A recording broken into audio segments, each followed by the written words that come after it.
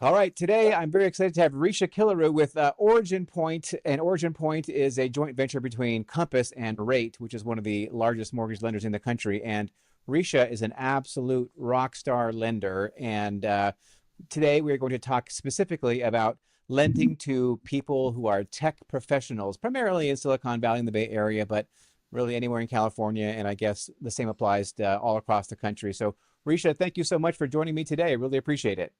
It's my pleasure, as always, Seb, to be here. I guess, Risha, you want to start us off with a discussion of the current rate environment. Is that right?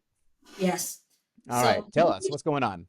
right now, mortgage rates are absolutely fantastic, right?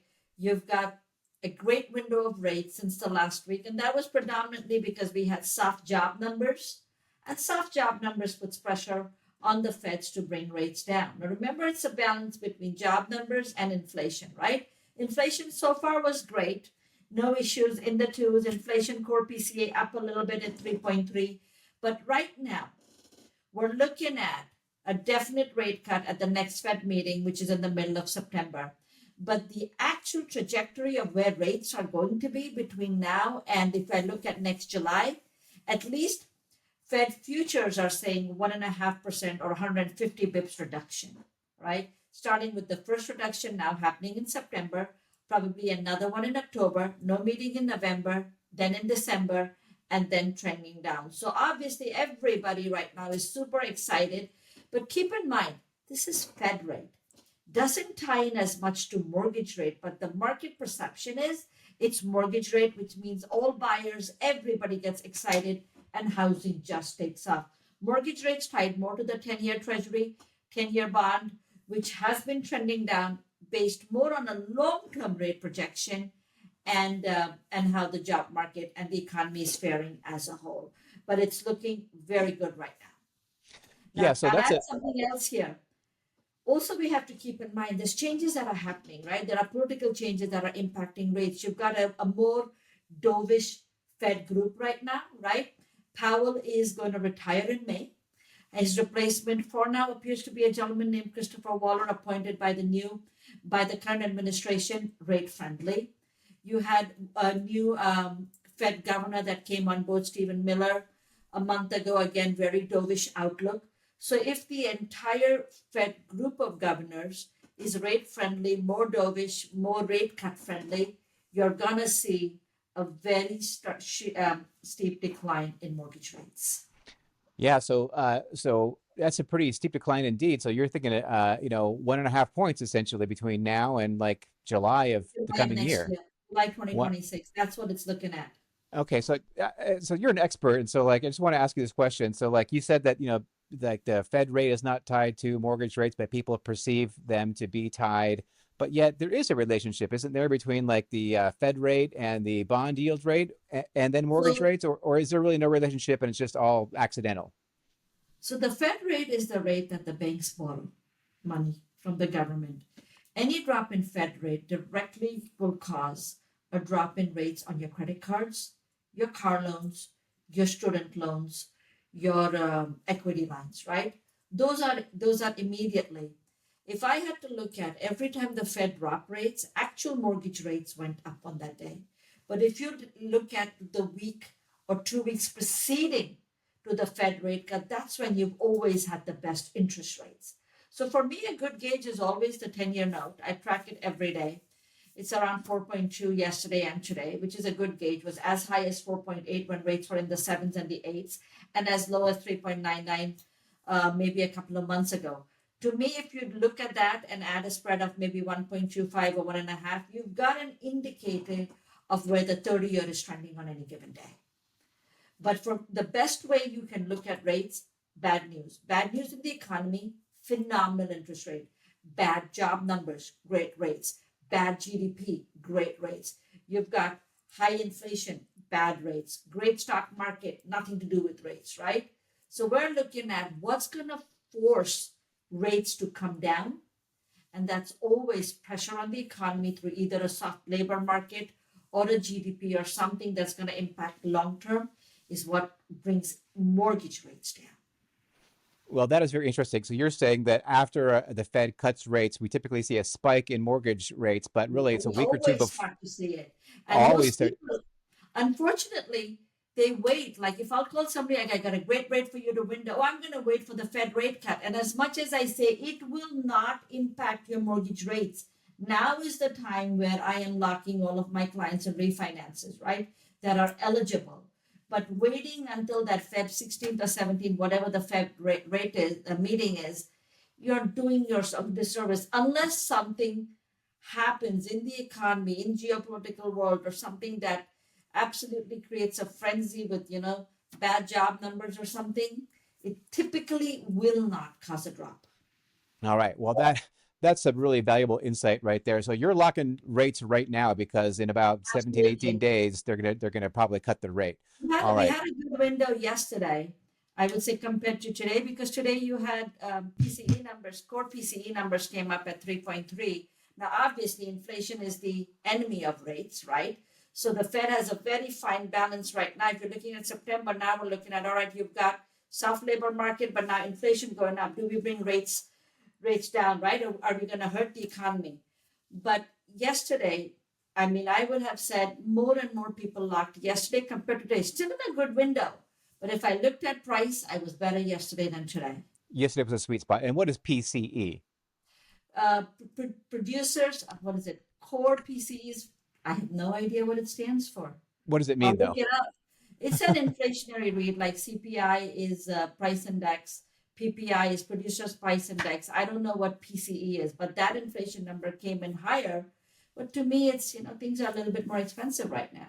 Yeah, it's a measure of inflation. Okay, all right, very good. Well, that's a really great rate overview. I really appreciate that. And next, we're going to talk about like a lot of people who come to work in Silicon Valley, and I assume like other places in the country, they come from overseas and they really have no U.S. credit. So is that a real challenge for getting a home loan here in Silicon Valley? Generally. So the three things we always look at, right? Like a diamond, you have the three C's. When we're lending to somebody, of course, you've got income to qualify. You've got to have your down payment, right? To show that you have skin in the game. But the third and the biggest component, irrespective of you having an income and having the down payment, is always credit. Credit is the deal breaker. You can make $1 million, you can be willing to, but if you have bad credit, then it becomes very difficult to lend or expensive to lend. When you have no credit, that's the biggest problem we have. But in an industry like ours, especially in the Bay Area, which is so tech heavy and so big on recruitment right now, especially with the AI boom happening, you're recruiting talent from out of the country to come in. Now, here's people with lucrative packages, comp packages that could have base, bonus, stock options coming from other countries on maybe L1 visas, O1 visas, H1 visas, right? Whatever it is. But as soon as they come in and they see the package, oh, I'm going to make 400,000, 500,000, 800,000, because that's how much, that's what they're willing to offer. But the roadblock here is they don't have credit. When you don't have any credit scores, and we're required to have three under basic lending laws, everybody stops, right?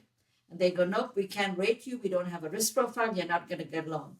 But we have a program right now that will allow you to buy. If you've moved here from another country, you have the valid employment documents, visa documents, you don't have any score, but you've got income down payment, we would still lend on you. Whereas standard guidelines typically are 2-year credit history in the United States, 3 credit scores required, and depending on the loan size, the minimum loan size here is at least a little over $1 million or a jumbo. You got to have a 700 credit score. But for our tech workers coming in, we would still be able to lend. Remember, I'm not a bank; I'm a direct lender, which means I do have authority from a lot of banks, private institutions, credit unions, entities that you may not have access to directly, like Goldman Sachs. We can lend under a delegated authority, originate on their behalf. And under this umbrella, of course, we can broker out also, and we have options where if somebody is credit challenged, you've got a loan with us where any other bank or a credit union would say doesn't fit in my umbrella. All right. Wow, that's incredible. Okay, good to know. I'm sure that's going to be welcome news to a lot of recent arrivals here in Silicon Valley. Absolutely. All right. So now, what about pledged assets? Tell us about how this pledged assets work. I'll explain this. Now, most of the people in the Bay Area are working at some form of a tech company, right?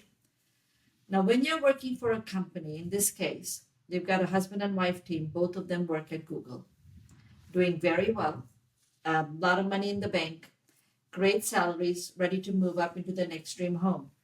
When you're working at a company like Nvidia, where your stock is only on an upward trajectory, right? Like any of your magnificent sevens, you're reluctant to sell stock because it's considered a live asset in my world, right? Because it's gonna make money. To liquidate stock for down payment, you're ultimately ending the valuation of the stock. It could never earn more. So in a case like this, on a 4.3 million house, and in this case, because the credit score was slightly low, the minimum down payment that every bank wanted that I reached out to, these are all your big players, wanted 40% down. Our clients wanted to put down only a million, close to 30% down.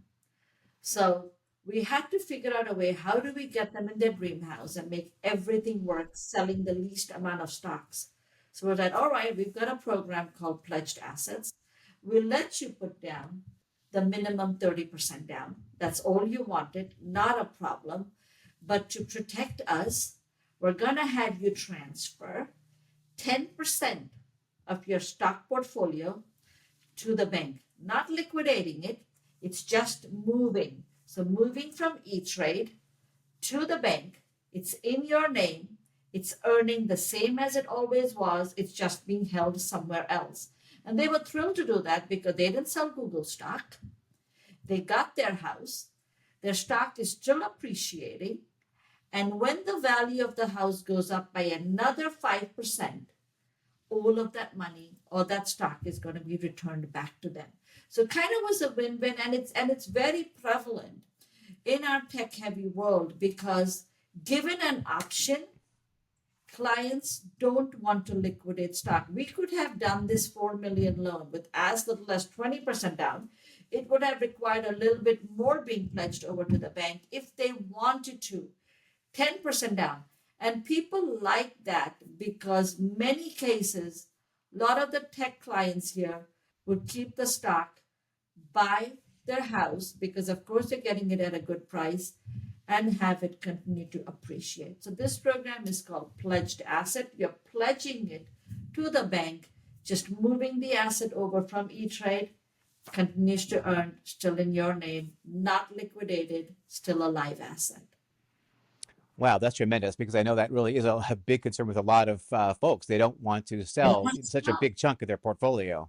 When you have a stock market pretty much on a record most days, it's very hard to convince people or at least give them a choice because a lot of clients don't even know such things that exist because they live in such a vanilla world created by the big banks that they forget there's a slew of options out there for them, which helps them pretty much check all the boxes. Yes, I'm going to get the house. Yes, my stock's going to make money. No, I'm not liquidating, right? What I wanted to, or I'm being forced to. It kind of is a win-win for everybody. Well, I mean, if you're talking to Chase or B of A or Wells Fargo, I mean, like these people Well, are not generally out of the box thinkers, right?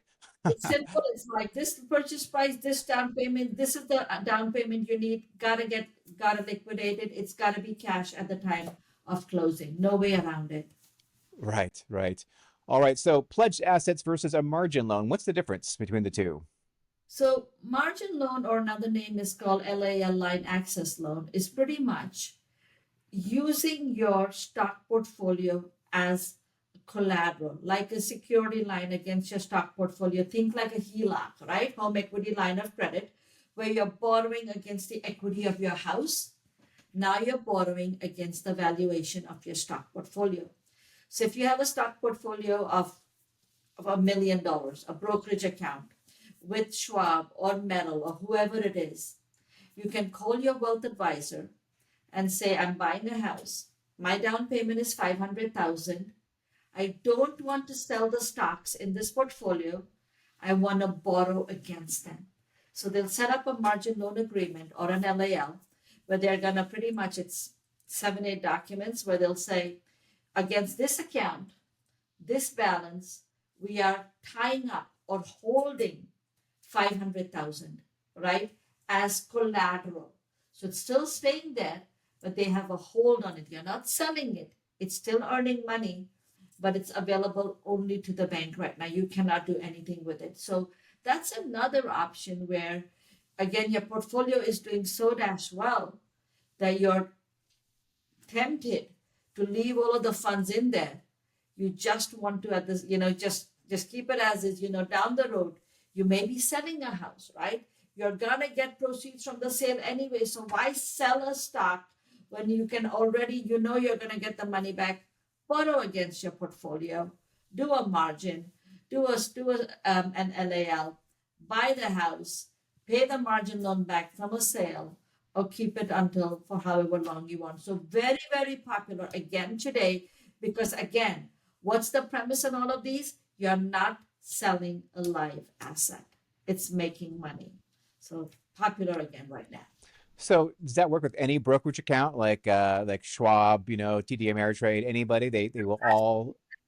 The players I see mostly is Schwab, Fidelity, E-Trade, Morgan Stanley, all of them. All you would do is call whoever manages that. You would have an account advisor, and you would get this. And as a lender, I just get a standard letter from your wealth advisor or your account advisor that says so much in a margin loan against this account, and I know that I cannot use that money for reserves or anything else I may need. That's locked in just for down payment.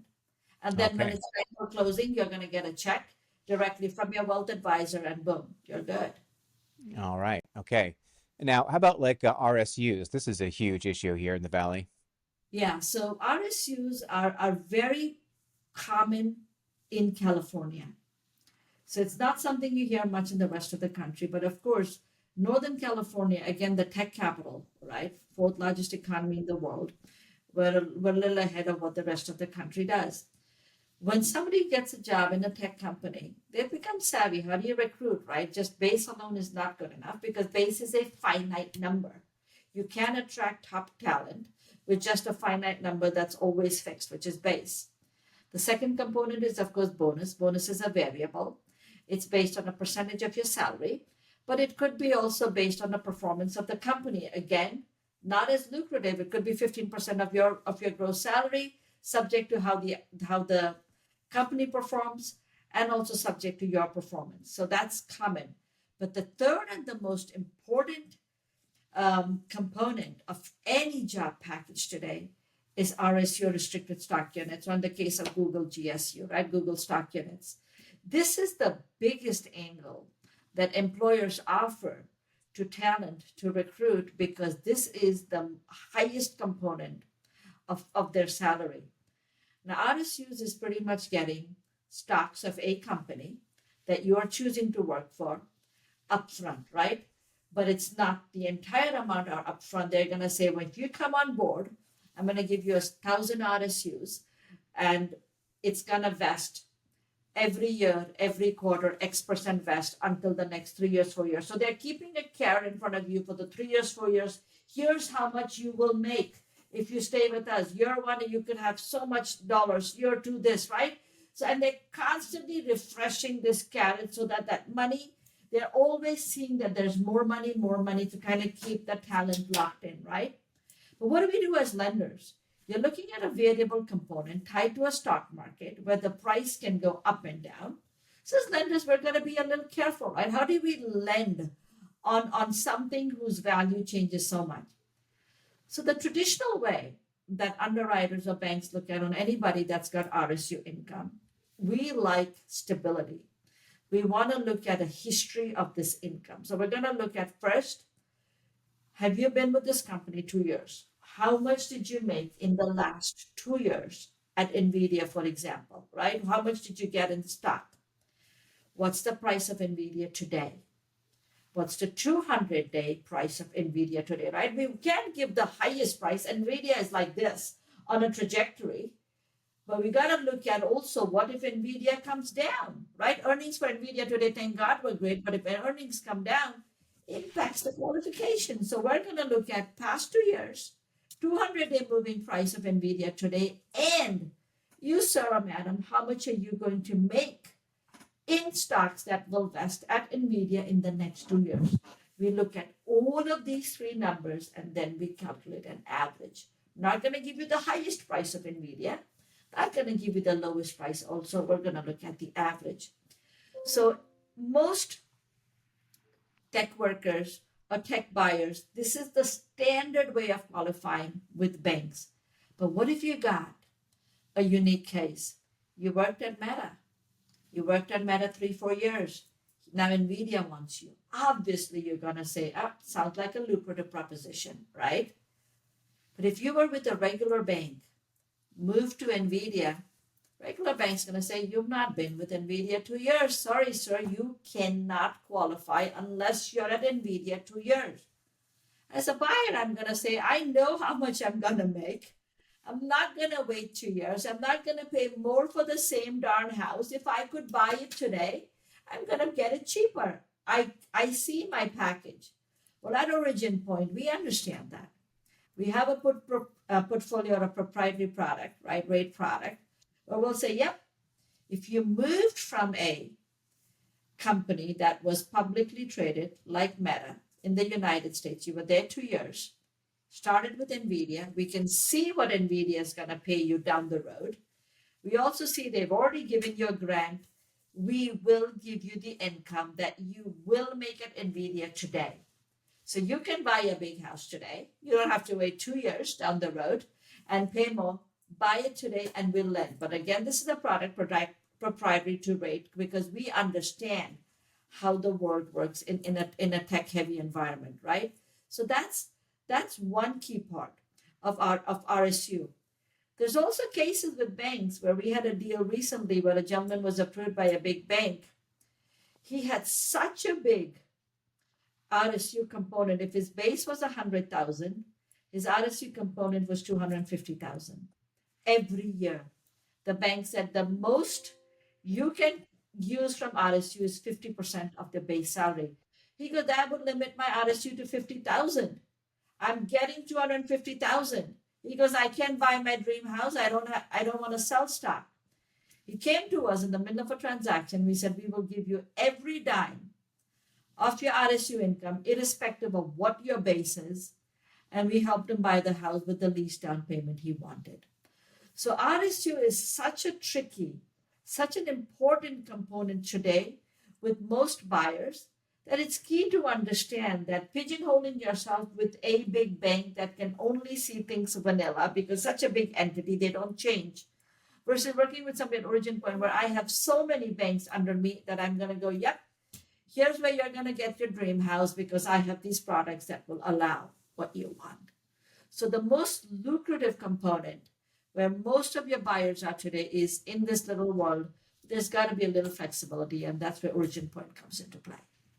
Right. Well, that's huge. Yeah, because you hear that a lot from people saying, I have all these RSUs, but they're not helping them buy a house. But now you're saying that actually Origin Point can get you there. And one of the other things I hear on RSUs all the time is most big lenders, if you're buying a house today, 2025, they want to make sure you have a vesting schedule 3 years out, which is August of 2028.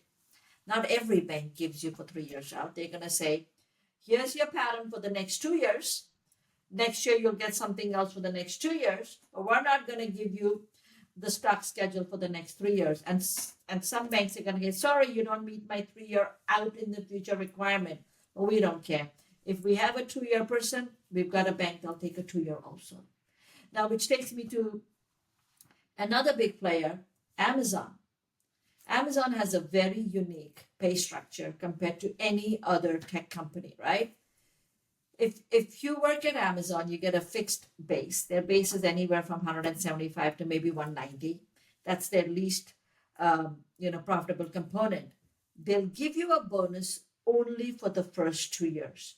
So now you've got a problem as a lender. You've got a bonus that's ending, it's finite. Can't use it because it's not long term. So there you're gone. And then your RSU component only starts after 2 years are up. So now it gets tricky for an Amazon employee going, I've got a base. I don't have RSUs today. My bonus is going to end. So a bank won't use it. How do we buy a house? Well, we've got a lender that will allow you to use the bonus and the RSUs to buy today versus waiting down the road, right? So that's it. Now, all of this applies to RSU income only for companies that are publicly traded in the United States. So if you're at a startup where there's potential for a company like OpenAI, yes, you may have stock, and I know it's going to make billions. It's not publicly traded. So no matter what they've given you, doesn't count as income. So it's only companies publicly traded in the United States can be used. So if you work for a company that's traded on the Nikkei in Japan, doesn't work for me. I've got to see the valuation here. So a lot of tricks in RSUs, right? Which is why anytime a client said you would refer anybody over, it is going through all of this. It is reviewing all the documents, trying to figure out as a puzzle, where do we fit in best that works for all of this? So it's not like, yep, I got it. But a bank's got one little box. You don't fit in this one little box, you're done. I have to just put the puzzle together. And I've got so many banks, so many lenders to see who's got the best deal for you. All right, that's a good analogy. Box versus putting together a puzzle. Yeah. All right, now how about bridge loans? This is very popular here in the Valley. What can you tell us about bridge loans? Very, very popular. When you hear the word bridge, the only thing I want you to picture is from point A to point B. That's a bridge. It helps you get from your current house to the new house, right? So it's popular because the best bridge loan is buying your new house with little or no down payment, leveraging the equity in your current home. So why do tech people like it? Because you're going to buy the new house. You're going to put zero down. So you're not selling your stock, which they hate selling stock because it's making money. All you're using is the equity. And you're going to sell your home after you bought the dream house. Now you already got your down payment from the sale. You didn't sell stock. Boom, you're going to get rid of the bridge loan. So it's two birds with one stone, right? You got your new house, no stock sold. Then you sold your current house. It's free, vacant, sold for way more money. It's fully staged. You got your money from the sale. And now you've got that money going into your bridge loan. Either you pay it off in full or whatever's left over, we do a refinance out. So it's popular again. A tech client today is always thinking at how do I not sell my stocks for down payment? Do I have loopholes where I can buy without selling? And the bridge is the perfect solution. It lets you buy first, sell later, not sell stock. Yeah, and that's very important just for anybody who has a house in Silicon Valley, which they want to move from, sell one house and buy another one. It's very, very tricky to time that exactly right and have a contingent offer accepted. But with a bridge loan, you buy first, then you sell, and then you pay off or refi the bridge loan on the new property. Leaving your portfolio intact. Yeah, that's beautiful. That's beautiful. Very common right now. Now, are bridge loans complicated, or did they take a long time to set up, or? The easiest loan you will ever do is a bridge loan. It's an application, and you can pretty much put the purchase price is the same as the loan amount, zero down, but there is no income qualification, which means no paychecks, no W-2s, no bank statements. I mean, no tax returns, right?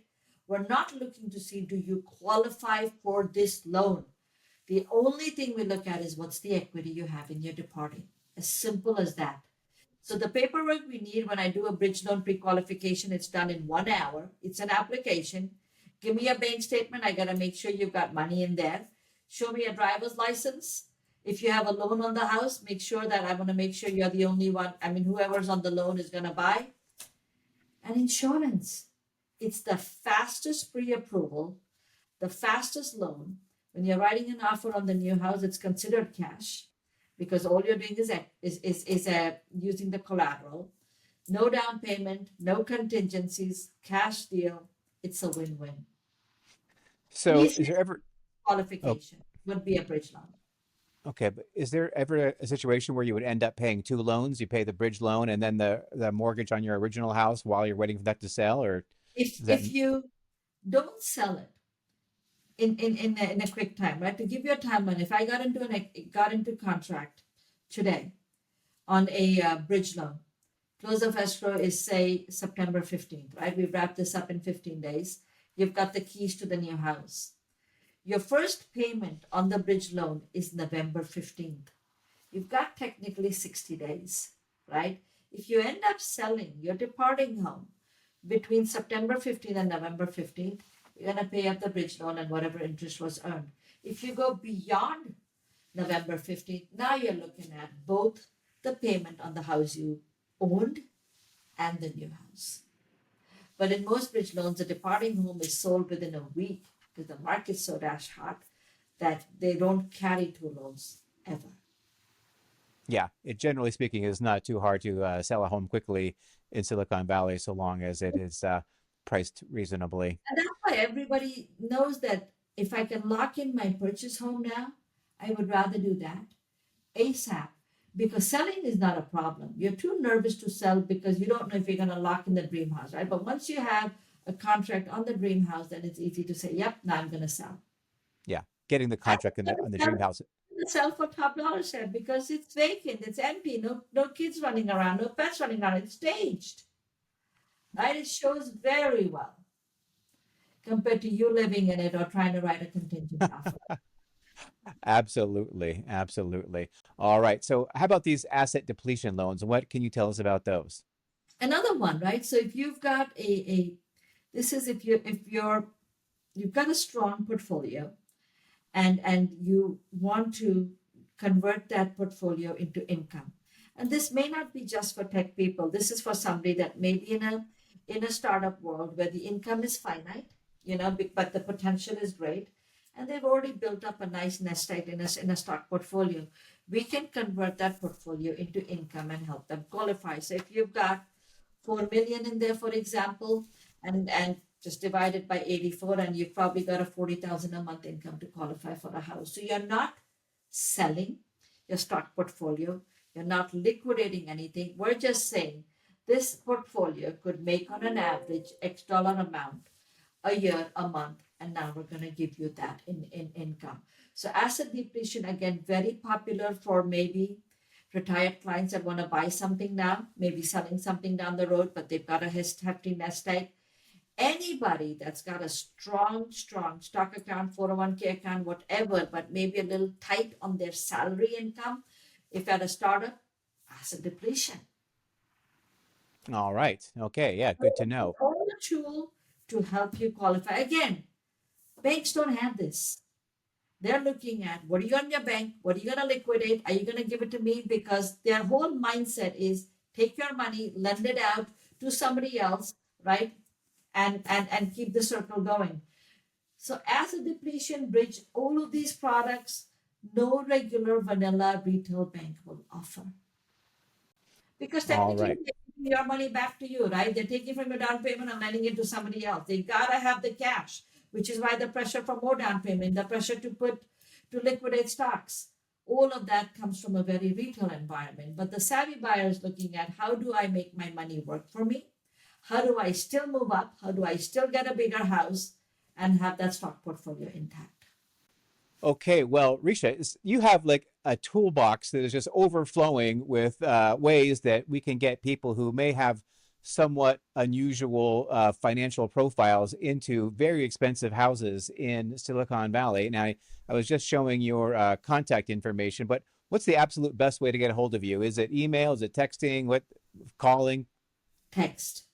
The Text. only phone I have, day and night, it's with me. I respond in record times. But if I don't call you back or I don't text you back in like 10 minutes, it's like, what's going on? My cell phone is on that number. It's the only phone I have. You can text me directly.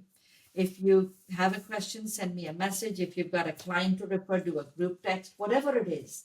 Somehow get them in touch with me. And anytime I get a referral source, my first conversation, my admin will schedule a call, 30 minutes with the client, going through the question, running through numbers, trying to figure out payments. It's not an application, it's not a credit check. All we're doing is working numbers to see, does it make sense? Does what you want to do make sense? And if it does, then it's like, let's get the application. Let's do a soft credit pull only, no hard pull. Banks will do a hard pull, they'll hurt your credit. And then we get you pre-approved in your world to start showing them homes. But if I do issue a pre-approval, my reputation is it's as good as cash. I Right. mean, fully vetted, 8-day close, 10-day close. You look super competitive compared to other offers on the same house, right? But yeah, just Absolutely. text me. If you need to email me, go for it. My assistant will schedule a call regardless to connect with you and answer all of your questions. Right. And they can text you on a Saturday night. And if you're free, you'll answer. And if you're not free, then you won't answer. But If I'm busy, I'll always say I'm in the middle of something. I'm going to get back to you, right? But it could be because we understand, when do people discuss mortgages? When they come home in the evenings, when they're sitting on a weekend, not 8 to 5. And I can't live a banker's world, right? But I'm only available 8 to 5 because that's not when homes are discussed in a regular family world. I have to be available after hours. all right, perfect. And I could attest to that. Risha is highly available, which is amazing for somebody who's as busy as she is. She is as available as you could possibly imagine someone like her to be. So, Risha, thank you so much for It's my taking a pleasure. few minutes to share all this information. And I know that a lot of people are going to find this extremely valuable. And expect your phone to start ringing just a few times more.